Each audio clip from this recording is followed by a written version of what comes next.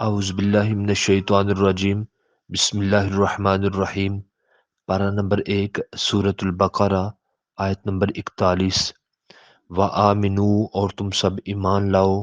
بما، اس پر جو، انزلتو، اللہ تعالیٰ فرماتے ہیں کہ میں نے نازل کیا، مصدقا لما معکم، تصدیق کرنے والا اس کی جو تمہارے پاس ہے، ولا تکونوا اول کافر بہ، اور نہ تم ہو جانا ان پہلے لوگوں کی طرح جنہوں نے کفر کیا تھا، ولا تشتروا بآیاتی ثمنا قلیلا، اور نہ تم فروخت کرنا میری آیتوں کو تھوڑی قیمت کے ساتھ، وإیایا فاتقون، اور اللہ تعالیٰ فرماتے ہیں کہ مجھ سے ہی ڈرتے رہو۔ سچائی قبول کرنے میں سب سے پہلی جو رکاوٹ پیش آیا کرتی ہے وہ دنیاوی مفادات، گروہی تعصبات اور آدمی کا قدیم رسومات و نظریات پر قائم رہنا ہے،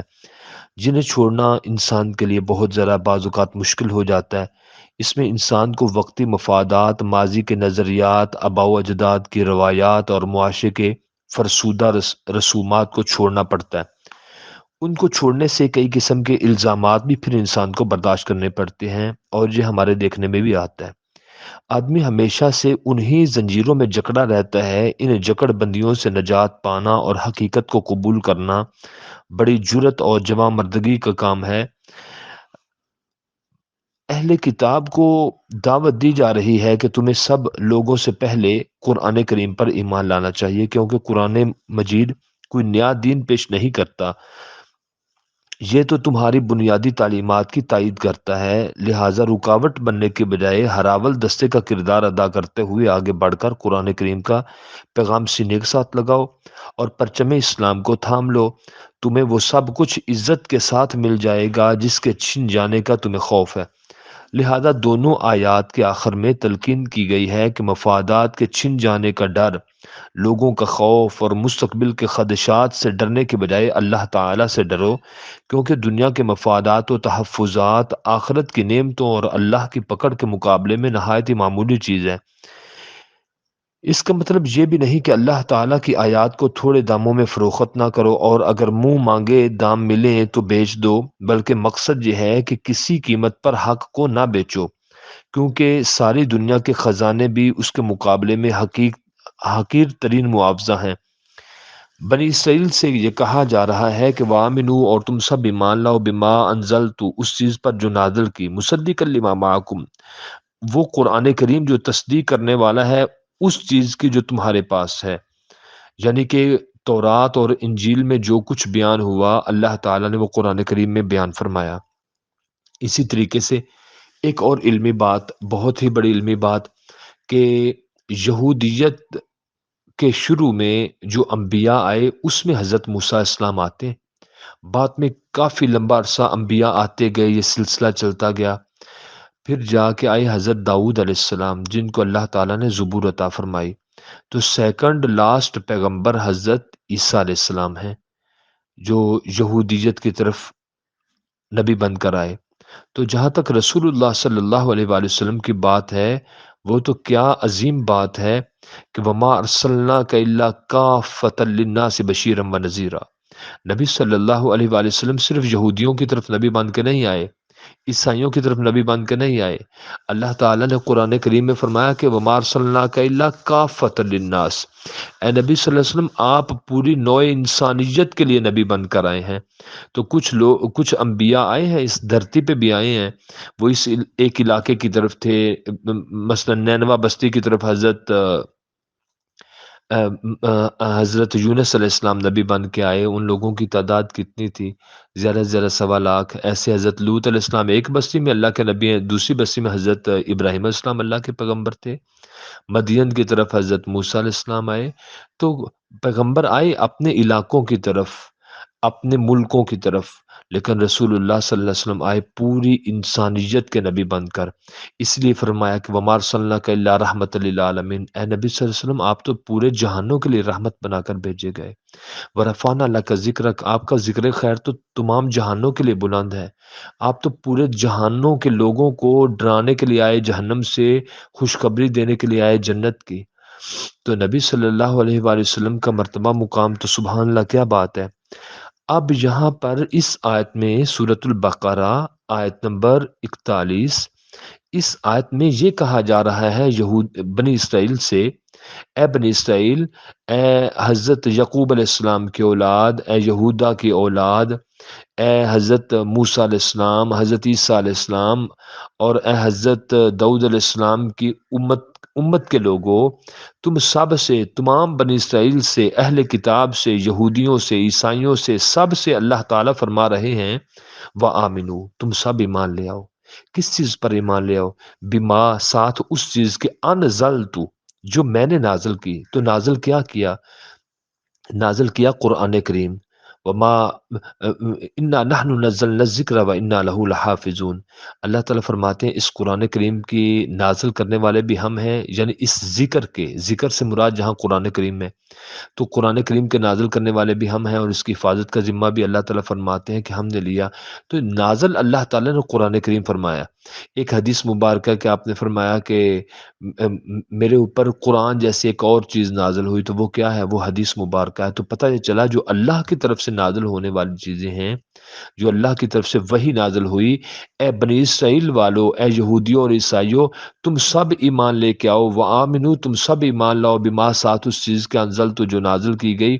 مصدق لما معکم، وہ تصدیق کرنے والی ہے ان سب چیزوں کی جو تمہارے پاس ہے۔ تمہارے پاس کیا ہے؟ تمہارے پاس تورات ہے، تمہارے پاس کیا ہے؟ انجیل ہے، تمہارے پاس کیا ہے؟ زبور ہے، تمہارے پاس کیا ہے؟ اللہ کی طرف سے اترنے والی چھوٹے چھوٹے کتابچے، پمفلٹ، بروشر ٹائپ، چھوٹی چھوٹی چند صفحات پر مشتمل وہ صحیفے جن کو قرآن کریم نے زبر بھی کہا،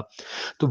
وہ آسمان کی طرف سے تمہاری طرف آئے۔ یہ قرآن تو مصدق لما معکم، قرآن کریم تو ان کی تصدیق کرنے والا ہے۔ ایک جگہ پہ اب قرآن کریم میں اللہ پاک نے فرمایا تبیان لکل شیء۔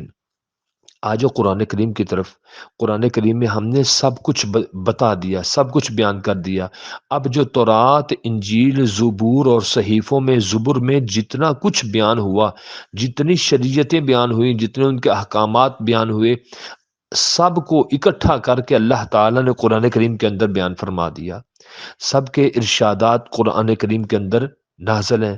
تو وہ سابقہ کتابیں تو تحریف اور تغیر و تبدل سے مبرہ اور پاک نہ رہ سکیں، اس لیے اب دعوت فکر دی جا رہی ہے، حکم دیا جا رہا ہے کہ اے یہودیوں اور عیسائیوں، تم سب اپنے اپنے مذہب کو چھوڑ کر اس مذہب کی طرف آ جاؤ، کیونکہ قرآن کریم میں ایک مقام پہ اللہ پاک فرماتے ہیں، غالباً دوسرا پارہ ہے، کہ ان الدین عند اللہ الاسلام، اللہ تعالیٰ کے پاس جو رائج الوقت دین چل رہا ہے وہ اسلام ہے۔ اس وقت ہم اگر پاکستان کی بات کریں تو انڈیا کا سکہ ادھر نہیں چلے گا، برصغیر پاک و ہند کا سکہ ادھر نہیں چلے گا۔ سب سے پہلے اسلامی ریاستیں مسلمانوں کے پاس کئی صدیوں تک یہ ہندوستان رہا، اب وہ سکہ ان کا نہیں چلے گا۔ بعد میں انگریز آئے، لارڈ آئے، ان کے سکے اب نہیں چلیں گے۔ بعد میں ہندوستان کا سکہ ادھر نہیں چلے گا، ادھر سکہ کن کا چلے گا؟ اس وقت قائد اعظم کا سکہ چلے گا۔ اس لیے جو رائج الوقت سکہ ہوتا ہے وہ چلتا ہے۔ اللہ کی نظر میں جو اس وقت رائج الوقت دین ہے وہ اسلام ہے۔ ان الدین عند اللہ الاسلام، اللہ کے پاس جو اس وقت رائج الوقت دین چل رہا ہے وہ اسلام ہے۔ تو اللہ پاک قرآن کریم میں بھی فرماتے ہیں کہ جو اسلام کے علاوہ کوئی مذہب، کوئی عادت، سیرت، اپنی ملت لے کر اللہ کے پاس جائے گا تو اللہ تعالیٰ نے اس سے کچھ بھی قبول نہیں کرنا۔ اللہ تعالیٰ نے اس سے کچھ بھی قبول نہیں کرنا۔ اس کی دنیا میں جتنی بھی نیکیاں تھیں وہ ساری کی ساری ضائع جائیں گی، کیونکہ دیکھا یہ جائے گا کہ اس کی بیک گراؤنڈ میں اسلام بھی ہے یا نہیں۔ اگر اس کے پاس اسلام کی دولت ہوگی تو اس سے بقیہ نیک اعمال قبول کیے جائیں گے۔ اس لیے کلمہ پڑھنا بہت زیادہ ضروری ہے۔ اب یہاں پہ دعوت فکر دی جا رہی ہے، حکمن کہا جا رہا ہے کہ وَآمِنُوا بِمَا أَنزَلْتُ، اے یہودیوں، عیسائیوں، اے بنی اسرائیل والو، تم سب ایمان لاؤ اس چیز پر جو نازل کی۔ اللہ تعالیٰ فرماتے ہیں مصدق لما معکم، وہ تصدیق کرنے والی ہے ان سب کتابوں کی جو تمہارے پاس پڑی ہوئی ہیں۔ ولا تکونوا، اور نہ تم سب ہو جانا اول کافر بھی، ان پہلے لوگوں کی طرح جنہوں نے کفر کی زندگی گزاری تھی۔ ولا تشتروا بآیاتی ثمنا قلیلا وایایا فاتقون، اور نہ تم بیچنا، نہ فروخت کرنا میری آیتوں کو تھوڑی قیمت کے ساتھ، وایایا فاتقون، اللہ تعالیٰ فرماتے ہیں کہ مجھ سے ڈرتے رہو۔ یہ بھی ایک باقاعدہ پورا ٹاپک ہے کہ میری آیتوں کو فروخت نہ کرو۔ اس سے کیا مراد ہے؟ ہم اے، اس کے بارے میں ابھی چند ایک منٹس کے بعد دوبارہ اس طرف بھی جائیں گے کہ وہ ولا تشتروا بآیاتی ثمنا قلیلا، اللہ تعالیٰ کی آیتوں کو تھوڑی سی قیمت کے بدلے میں دے دینا، اس سے کیا مراد ہے۔ لیکن جہاں پر بتانا یہ بہت زیادہ ضروری ہے کہ بنی اسرائیل کو یہ کہہ کر سمجھایا جا رہا ہے کہ تمہیں میرے سوا کسی سے ڈرنے کی ضرورت نہیں، اور تمہیں اس لیے بھی خوف زدہ ہونا نہیں چاہیے کیونکہ قرآن کریم تمہاری بنیادی اور صحیح باتوں کی تصدیق کرتا ہے، اور اسے اللہ تعالیٰ فرماتے ہیں کہ میں نے اپنے بندے محمد صلی اللہ علیہ وآلہ وسلم پر نازل کیا ہے، لہٰذا تمہارے لیے اس سے انکار کرنے کا کوئی علمی اور اخلاقی جواز نہیں بنتا۔ اس کے راستے میں رکاوٹیں کھڑی کرنے کے بجائے آگے بڑھ کر اسلام کو قبول کر لو۔ دنیا کے معمولی مفاد اور عارضی وقار کی خاطر میری آیات کے ساتھ سودے بازی نہ کرو، کیونکہ میرے ارشادات کے مقابلے میں دنیا کی حیثیت ذرہ کے برابر بھی نہیں ہے۔ اس حقیقت کو نبی صلی اللہ علیہ وآلہ وسلم نے یوں فرمایا کہ حضرت جابر بن عبداللہ رضی اللہ تعالیٰ عنہ بیان کرتے ہیں کہ رسول اللہ صلی اللہ علیہ وسلم بازار کے ایک جانب سے داخل ہوئے، آپ کے ساتھ لوگ بھی تھے۔ آپ ایک مردہ بکری کے بچے کے پاس سے گزرے، آپ نے اس کے ایک کان کو پکڑ کر پوچھا کہ کون ہے جو اسے ایک درہم کے بدلے لینا پسند کرے گا؟ تو صحابہ نے عرض کی یا رسول اللہ صلی اللہ علیہ وسلم، ہم تو اسے کسی چیز کے بدلے میں بھی نہیں لینا چاہتے، اور ہم اس کا کیا کریں گے؟ آپ نے فرمایا کیا تم اسے پسند کرتے ہو کہ یہ بکری کا بچہ تمہارا ہوتا؟ صحابہ کرام نے عرض کی، کہا اللہ کی قسم اگر یہ زندہ بھی ہوتا تو کان چھوٹے ہونے کی وجہ سے اسے قبول نہ کیا جاتا،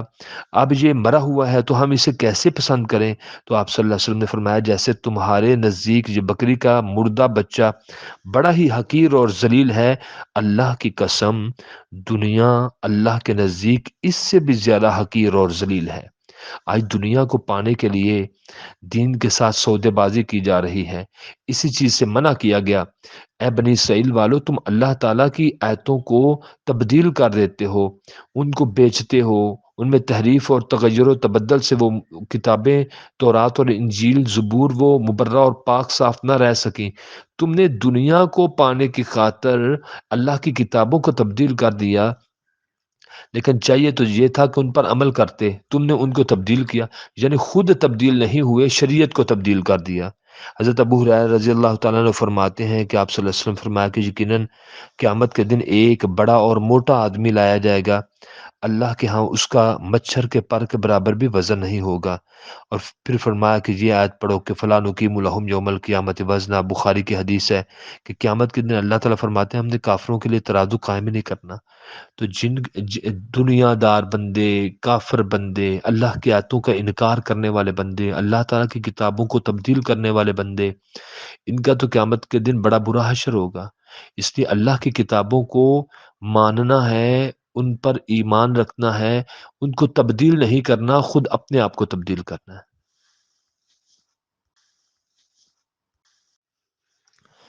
اسی آیت نمبر 41 میں یہ بات بھی بیان کی گئی کہ وَلَا تَشْتَرُوا بِآيَاتِي ثَمَنًا قَلِيلًا، اللہ تعالیٰ فرماتے ہیں کہ میری آیتوں کو تھوڑی سی قیمت کے بدلے میں فروخت نہ کرو، نہ بیچو میری آیتوں کو تھوڑی قیمت کے بدلے میں، وَإِيَّايَ فَاتَّقُونِ، اور اللہ تعالیٰ فرماتے ہیں کہ مجھ سے ڈرتے رہو۔ اب یہ اللہ تعالیٰ کی آیتوں کو بنی اسرائیل والوں نے، یہودیوں عیسائیوں نے کیسے کیسے فروخت کیا؟ ایک سوال پیدا ہوتا ہے، ہر پوچھنے والا یہ پوچھے گا کہ یہ کیوں انہوں نے اللہ کی آیتوں کو فروخت کیا تھا اور کیسے کیا تھا؟ ان کا انداز کیا ہوا کرتا تھا؟ جیسے آج موجودہ دور میں ایک وقت تھا کہ فیکس تھے، موبائل تھا، ٹیلی فون تھا، پھر اس کے بعد ترقی ہوتی گئی، موبائل آتے گئے، اب واٹس ایپ ہے، ٹویٹر ہے، انسٹاگرام ہے، اور بہت طریقے ہیں بات آگے پہنچانے کے، فیس بک اسٹیٹس اور واٹس ایپ اور اس طرح، جن کا آج سے تقریباً 15-16 سال پیچھے چلے جائیں تصور ہی نہیں تھا کہ انسان اتنی تیزی سے ترقی کر لے گا۔ لیکن اگر ہم اس کے پیچھے چلے جائیں تو تقریباً آج سے کوئی 50-70 سال پہلے بہت کم نہ ہونے کے برابر تھا کہ فوٹو کاپی کی مشین بھی نہ ہو کسی کے پاس، لیکن وہ کیا ہوتا تھا تب؟ اللہ تعالیٰ کی آیتیں جو آج قرآن کریم ہے پرنٹ ہو کے ہر جگہ پہ الحمدللہ پوری کائنات میں ہر گھر میں ہیں، تو آج تو یہ ہے کہ پرنٹ شدہ قرآن کریم ہمیں مل رہے ہیں، ہم ان کی تصاویر اتار رہے ہیں قرآن کریم کے پیج کی، تو ہم ان کو ہر طرف وہ بھیجتے جا رہے ہیں، بڑا آسان ہو گیا ہے آج تو۔ لیکن ایک وقت تھا کہ لوگ ہاتھوں کے ساتھ، قلم دوات کے ساتھ، وہ سیاہی کے ساتھ لکھتے تھے کاغذوں کے اوپر، وہ کاغذ بھی ناپید تھے، کہیں سے نہیں ملتے تھے، بہت مشکل وقت تھا۔ اور یہ بھی مشکل وقت تھا کہ پڑھے لکھے بھی لوگ نہیں تھے اس دور میں، تو لکھنا پڑھنا پھر کاغذات کا حصول بہت ہی ٹف ہدف تھا، بہت مشکل تھا، ایک دور تھا۔ تب اللہ تعالیٰ کی جو آیتوں کو لکھتے تھے، اللہ کی کتابوں کو لکھتے تھے، یہودی، عیسائی، تورات، انجیل، زبور، سابقہ کتابوں کو لکھتے تھے، اب بھلا وہ کیا کرتے تھے؟ وہ لکھتے وقت اللہ کی کتابوں کو اس میں رد و بدل کر دیتے، کتاب کے اصل مفہوم اور معنی کو درمیان سے سلب کر لیتے، کھینچ لیتے، نکال دیتے، اپنی طرف سے باتیں ڈال دیتے۔ اب جو لکھنے والا ہے اگر تو وہ چور ہے تو چوری سے متعلقہ وہ احکامات ہی نکال دیتا، ظالم بادشاہ ہے تو اس کے پاس کتاب لے جانا، اس میں سے جہاد سے متعلق تمام آیات نکال دینا۔ جو دیکھا کہ معاشرے میں اب تورات، انجیل یا زبور کو ہم نے ہاتھوں کے ساتھ لکھ کے اس کو دینی ہے، تو اسے دور سے کہنا بھئی آپ کے ذوق کے مطابق کتاب آ گئی ہے، تو وہ بھی سمجھ جاتا، یہ بھی سمجھ جاتا کہ درمیان میں انہوں نے تحریف کر دی ہے، کچھ چیزیں مائنس کر دی ہیں، نکال دی ہیں۔ اور کتاب کو اگر ایک بندہ بے حیا ہے نا، تو انہوں نے حیا سے متعلقہ تمام احکامات کتاب سے نکال دینے۔ اور اسی طرح پھر انہوں نے، یعنی کہ وہ خود نہیں بدلتے تھے، اللہ کی کتابوں کو بدل دیتے تھے، اللہ کی کتابوں کو، اللہ کی شریعت کو بدل دیتے تھے، اور پھر اس کے بدلے میں کیا لیتے؟ جہاں ایک مثال کتاب کی قیمت لکھنے کی 10,000 روپے ہوتی، وہاں پہ 15-20 ہزار لے لیتے، وہاں لوگوں سے وہ کپڑے لے لیتے، سوٹ لے لیتے، گٹھڑیاں پیسوں کی لے لیتے، بادشاہوں کے پاس جاتے تو بادشاہ ان کو اپنے مقرب بنا لیتے، اپنے قریب بنا لیتے، ان سے مشورہ لے لیتے۔ اسی طرح دنیا کے چند مفادات کی خاطر وہ اللہ کی کتابوں کو بیچتے، اور بیچتے، یہ لکھنا اور بیچنا یہ کوئی برا عمل نہیں تھا،